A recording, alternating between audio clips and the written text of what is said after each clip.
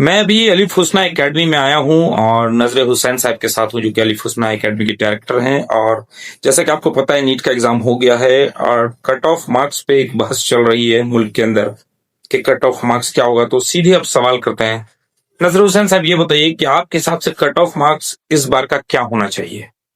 हाँ, cut off क्या होगा ये तो मैंने संडे को ही बता दिया था, लेकिन उसमें बहुत सारे फैक्टर्स को बहुत सारे कोचिंग इंस्टीट्यूट्स ने अकाउंट नहीं किया है। तो पहले हम लोग फैक्टर्स समझ लेते हैं, क्या क्या फैक्टर रिस्पॉन्सिबल होगा कट ऑफ के लिए। जो पहला फैक्टर रिस्पॉन्सिबल होगा वो है पेपर डिफिकल्टी। तो पेपर में जो डिफिकल्टी है वो बहुत ज्यादा था। तो डिफिकल्टी जो था पेपर का वो कंपेरेटिवली ज्यादा था। अब ज्यादा का मतलब क्या होता है कि फिजिक्स भी थोड़ा सा टफ था, केमिस्ट्री में कुछ क्वेश्चन टफ थे और बायो एकदम नॉर्मल था।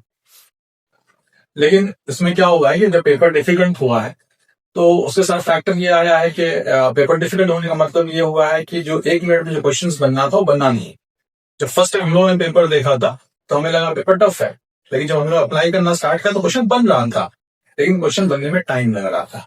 तो बच्चों ने क्या किया ना, जब क्वेश्चन बनाना स्टार्ट किया तो क्योंकि वो टाइम टेकिंग ज्यादा था तो बच्चे क्या करें, डायरेक्टली वो ऑप्शंस पे जंप करना स्टार्ट कर दिए कि नहीं इससे ये आ रहा है, जिसकी वजह से नेगेटिव मार्क्स बढ़ा है उनका। तो फिजिक्स में देखिए जनरल स्टूडेंट के पास ज्यादा नेगेटिव मार्किंग है। दूसरा फैक्टर क्या हुआ है इसके साथ कि एक तो डी नीट था।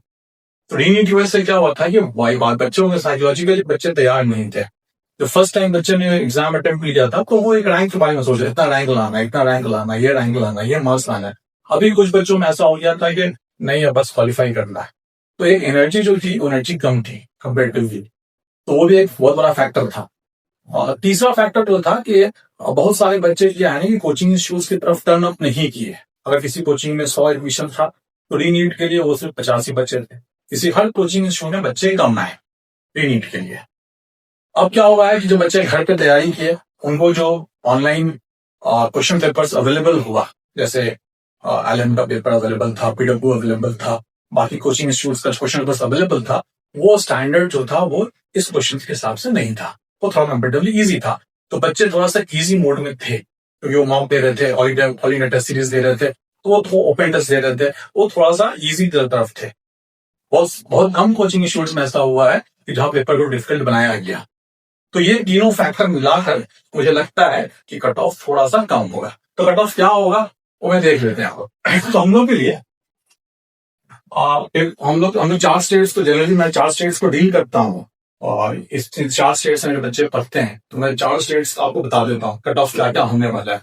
कट ऑफ मतलब you are talking about state quota, GMC में government medical college state quota से कितना मिलेगा। बिहार का जो कट ऑफ होता है वो जनरली ऑल इंडिया कोटा और बिहार का जो कट ऑफ होता है लगभग सेम होता है। मेरे हिसाब से बिहार जो है वो है 530 टू 535। इस मार्क्स पे आपको जीएमसी कंफर्म मिल जाएगा। अब उसमें ईबीसी है, ओबीसी है, ईडब्ल्यूएस है, तो वो डिपेंड करता है। ईबीसी तो 15 नंबर कम होता है, ओबीसी 7-8 नंबर कम होता है, ईडब्ल्यूएस 10 नंबर कम होता है, तो वो अपने हिसाब से देख लेंगे। बिहार से जो झारखंड का कट ऑफ होता है वो जनरली 10-15 नंबर कम होता है। तो इसका मतलब है कि झारखंड में जो कट ऑफ जाना चाहिए वो 520 से लेके 525 तक जाना चाहिए। इस पे आपको जीएमसी मिल जाएगा।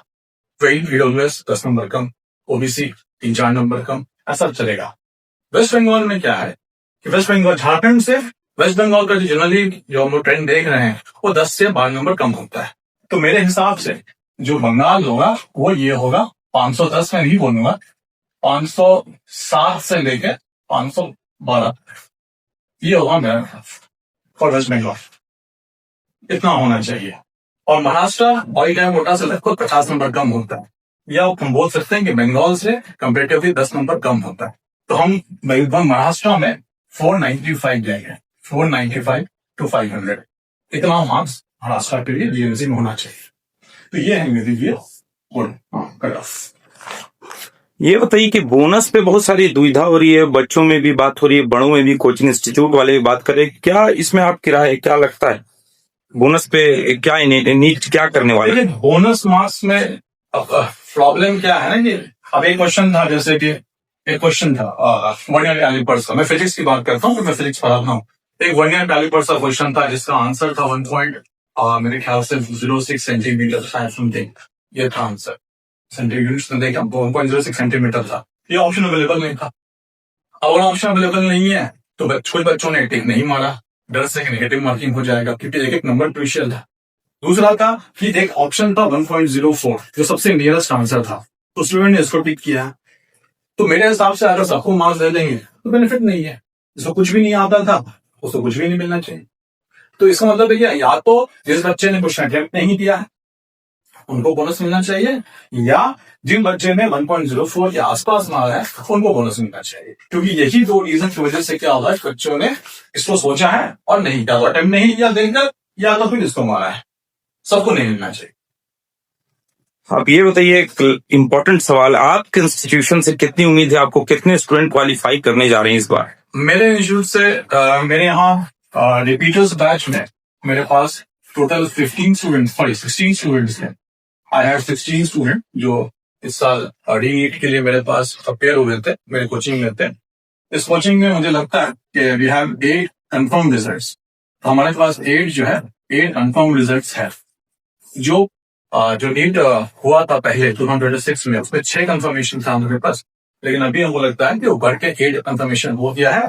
और इसमें एक स्टूडेंट जो है वो फर्स्ट अटेम्प्ट वाली भी है, जो इस बार 2026 में उसने बोर्ड्स भी दिया है और साथ साथ नीट भी क्वालिफाई करेगी। तो रनिंग के साथ हमारे पास एक रिजल्ट है, बाकी 7 रिजल्ट है इसमें। मतलब 50% बच्चे हमारे यहाँ गवर्नमेंट MBBS उन्हें सीट मिल जाएगा अल्हम्दुलिल्लाह।